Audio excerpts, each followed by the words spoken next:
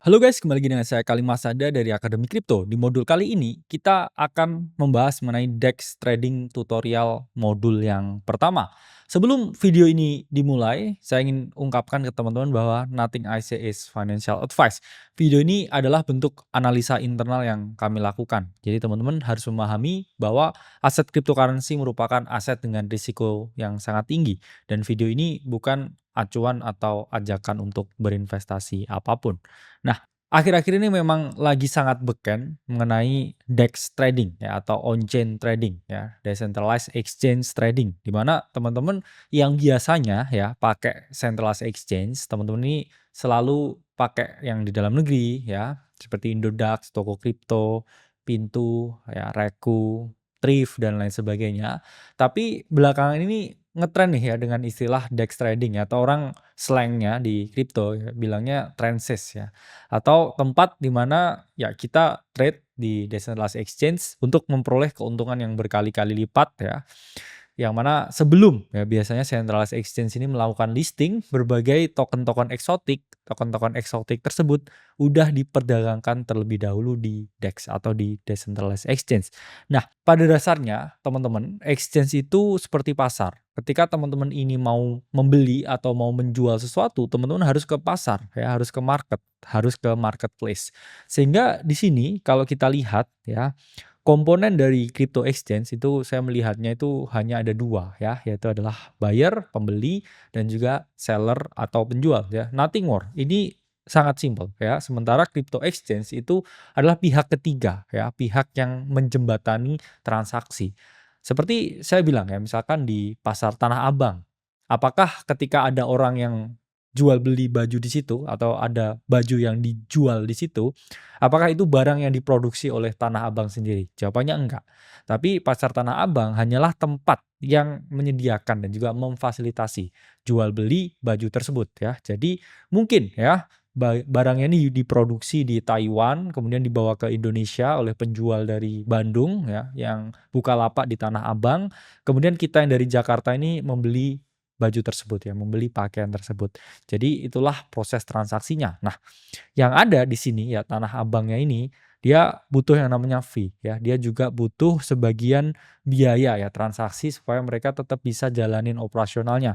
Tetap bisa bayar tukang parkir ya, bayar karyawan untuk kebersihan dan lain sebagainya, bayar untuk maintenance lift dan lain sebagainya. Jadi crypto exchange itu adalah pihak ketiga yang menjembatani transaksi ya. Jadi di sini teman-teman harus memahami terminologinya, metodenya, mekanismenya. Nah, crypto exchange sendiri seperti yang udah saya jelasin sebelumnya itu dibagi ke dalam dua ya, kasarannya, garis besarnya, gambaran besarnya, yaitu adalah centralized exchange atau CEX dan juga decentralized exchange atau DEX ya. Di mana centralized exchange itu semuanya terpusat. Kalau decentralized exchange itu semuanya serba terpisah-pisah. Bahkan dari mekanisme transaksi dan berbagai tools atau platform yang kita gunakan itu pun juga berbeda-beda. Sementara centralized exchange ya ini semuanya serba terpusat. Saya ungkapkan ya ke teman-teman, kalau teman-teman ini masih saya bilang ya pemula, ini ada kecenderungan ya teman-teman ini lebih cocok dengan CEX. Kenapa? Karena semua sistemnya ini benar-benar jadi satu ya. Nanti kita akan bahas sesuai dengan praktiknya ya, seperti apa wujud CEX dan seperti apa wujud DEX atau wujud dari decentralized exchange itu sendiri. Nah, kalau diilustrasikan ya, ini adalah mekanisme antara CEX atau centralized exchange dengan ya decentralized exchange atau DEX. CEX ya, ini semua transaksinya dilakukan secara terpusat, sepihak oleh satu entitas, oleh satu perusahaan. Sementara yang di sekitarnya ini mereka hanyalah user yang pakai. Saya pakai CEX ya, kameramen saya pakai CEX, oke. Bro Timothy borong Bitcoin pakai CEX dan lain sebagainya. Jadi CEX ini semua transaksi diproses dalam satu tempat, oke, terpusat, satu entitas saja. Sementara DEX atau Decentralized Exchange ini masing-masing entitas ini mereka memiliki fungsi dan juga proses masing-masing. Jadi mereka ini saling bertukar ya, involvement di sini ya, sehingga terjadi satu kesinambungan yang mana fungsinya juga untuk transaksi. Tapi untuk Decentralized Exchange ini nggak ada satu entitas tunggal yang dia mengontrol semuanya. Jadi entitasnya ini dibagi-bagi ya, platformnya dipecah-pecah, platformnya dipilah-pilah supaya mereka tetap bisa berjalan. Jadi mereka ini tidak berjalan sendiri, tidak berjalan karena satu entitas yang paling dominan atas segalanya. Tapi setiap stakeholder, setiap platform di sini memiliki fungsinya masing-masing, memiliki utilitasnya masing-masing. Itu untuk DEX atau Decentralized Exchange. Sehingga kalau kita lihat ya perbedaan ya antara DEX dan juga CEX ini data ya dari Nextstroke, kita melihat pertama dari mekanisme trading ya. DEX itu peer to peer basis. Jadi kita melakukan transaksi langsung ya, swapping langsung token yang kita inginkan. Sementara CEX atau centralized exchange ketika kita melakukan suatu transaksi itu bisa juga ya disebut off-chain transaction. Jadi kita bertransaksi di CEX-nya, baru CEX-nya itu mentransaksikannya di jaringan blockchain-nya. Jadi ada tahap ya, ada pihak ketiga yang kita ngomong di sini. Kemudian DEX itu tidak memerlukan KYC. Apa artinya? Kalau teman-teman menggunakan decentralized exchange apapun, teman-teman nggak disuruh foto, nggak disuruh store KTP. Tapi kalau CEX itu 100% wajib KYC. Ini terkait dengan kebijakan anti money laundering. Jadi setiap CEX yang terregulasi dengan pemerintah, dengan government, itu selalu membutuhkan yang namanya data dari user. Supaya mereka tahu ini duit alirannya dari mana. Karena banyak sekali duit yang alirannya itu tidak jelas, kemudian dimasukkan ke centralized exchange, dan ya ada potensi ya tindakan money laundering.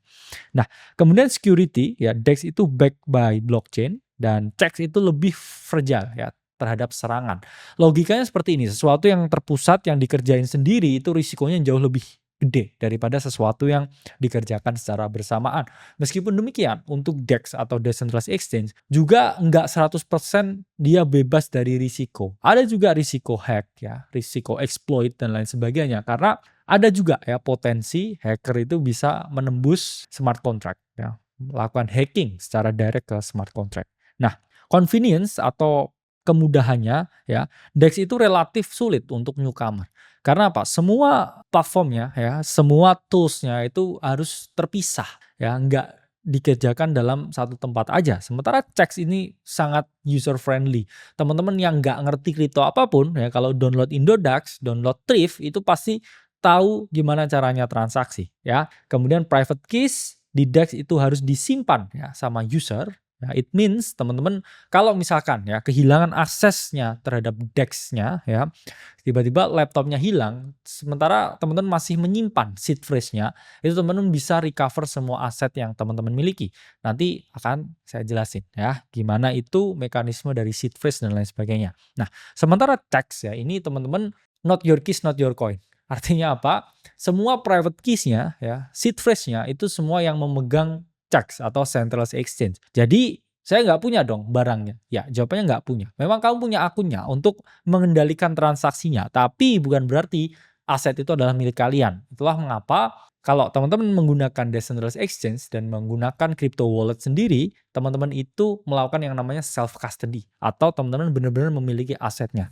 Sangat berbeda dengan CEX yang mana itu semua ya miliknya CEX. Ya itulah mengapa kalau teman-teman jelasin ada banyak sekali ya CEX-CEX yang akhirnya meledak karena mereka memegang dana nasabah dan tidak amanah ya dengan dana nasabah tersebut sehingga akhirnya meledak ya exchange-nya. Dan tokens-nya DEX itu opsinya tak terbatas ya. Bahkan data terakhir ini udah ada sampai puluhan juta ya token yang di list di DEX ya. Itulah mengapa ada masalah utama di sini yaitu paradox of choices di mana ya ada banyak sekali ya pilihan yang ada. Sementara CEX ya ini limited section, hanya ada ratusan aja ya. Bahkan beberapa CEX lokal ini hanya puluhan aja. Jadi teman-teman opsinya lebih terbatas. Oke? Nah, apa aja risiko dalam CEX trading? Ya, pertama adalah risiko sentralisasi ya. Not your keys, not your coins. Ketika ada masalah finansial di CEX-nya dan CEX-nya meledak, kita akan kehilangan aset yang kita miliki. Kedua, risiko keamanan. Ya, kita udah tahu exchange lokal, exchange luar itu rentan sekali dengan yang namanya hacking. Bahkan salah satu exchange lokal baru saja ini juga memperoleh ya serangan cyber yang sampai ratusan miliar ya exploitnya. Dan ketiga ya, risiko privacy, KYC. Kadang kita memang nggak suka ya kalau transaksi kita ini cenderung diawasi, cenderung dilihat, karena kalau kita pakai checks, data kita itu telanjang ya. Checks akan tahu kita itu beli koin apa, checks akan tahu kita transaksi apa aja, checks juga akan tahu ya berapa banyak jumlah yang kita depositkan. Sementara kalau teman-teman pakai DEX atau Decentralized Exchange, they don't know.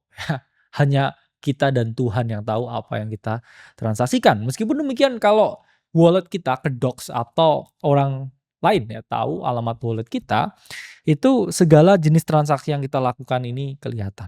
Oke. Kemudian untuk DEX ya, ini bukan berarti tanpa risiko. Pertama ada slippage and liquidity risk, karena jumlah perdagangan yang dilakukan di DEX itu tidak sebanyak yang dilakukan di CEX, sehingga liquidity-nya atau jumlah token yang bisa diperdagangkan itu jauh lebih sedikit dibandingkan CEX. Itulah mengapa kalau barangnya sedikit, teman-teman mau transaksi, ada slippage ya, ada perbedaan harga yang signifikan. Biasanya di DEX itu ya, ini relatif beda harganya dengan yang ada di CEX. Kemudian risiko smart contract ya, seperti yang saya jelaskan, ada potensi exploit smart contract ya. Kadang teman-teman yang pakai DEX dengan jaringan Solana ini sering banget kena exploit ya, meskipun Solana sangat cepat tapi risiko hacknya juga sangat tinggi ya. Kemudian impermanent loss ya di sini karena ya adanya perbedaan tadi, adanya slippage dari liquidity provider yang mana mereka menyediakan liquidity ya, ini kadang ada perbedaan harga yang mana menyebabkan yang namanya impermanent loss. Nah, di decentralized exchange itu ada dua lagi ya mekanismenya, mekanisme perdagangannya. Pertama AMM ya atau automated market maker, dan yang kedua itu adalah order book DEX. Di mana di AMM ya cara kerjanya ya ini ada satu pihak yang namanya liquidity provider. Jadi liquidity provider ini menyediakan ya liquidity ya ke dalam liquidity pool untuk para user ini bisa transaksi ya. Sementara dia dapat apa ya? Dia dapat fee dari transaksi yang dilakukan. Sementara user ya ini membayar fee atas transaksi yang dilakukan. Jadi ini adalah cara kerjanya AMM ya atau automated market maker, di mana ya ada liquidity pool, ya, liquidity provider alias LP menyediakan liquidity-nya, kemudian user bisa bertransaksi, membayar fee-nya diambil oleh para LP ini. Nah, mekanisme order book DEX ini sedikit berbeda dengan AMM, di mana di sini ada dua pihak utama, yaitu adalah maker dan juga taker. Di mana maker ini pihak yang memberikan liquidity, oke. Taker ini pihak yang mengambil order ya. Kemudian dua pihak ini bertemu di batch spot trade ya, yang mana kemudian ya transaksinya di dalam layer 2 block ini diverifikasi ya oleh para prover sebelum diteruskan ya ke Ethereum mainnet atau ke jaringan blockchain utama tempat ya terjadi transaksi tersebut. Jadi mekanismenya di sini sedikit berbeda dengan AMM, di mana semuanya kalau AMM ya diproses di dalam liquidity pool, sementara dalam order book DEX ya ini sedikit berbeda. Nah, itu penjelasan ya mengenai CEX dan juga DEX. Oke. Ini adalah awal, ini adalah intro, dan kita nanti akan deep dive ke dalam prakteknya. Oke. Sampai berjumpa di modul kedua.